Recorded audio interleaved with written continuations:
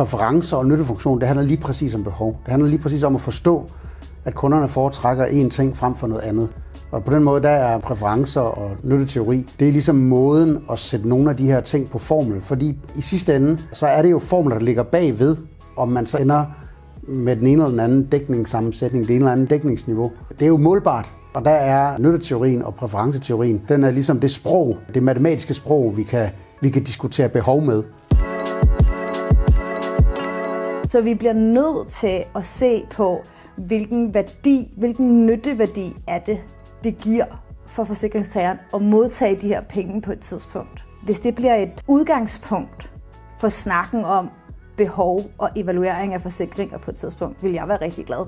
Fordi det synes jeg ikke er noget, vi behøver at argumentere for, før vi starter den samtale. Det kunne jeg rigtig godt tænke mig bare var noget, som vi alle sammen var enige om. Det handler ikke kun om, hvad tingene koster, og om de har en fair værdi, men de skal også have en nytteværdi.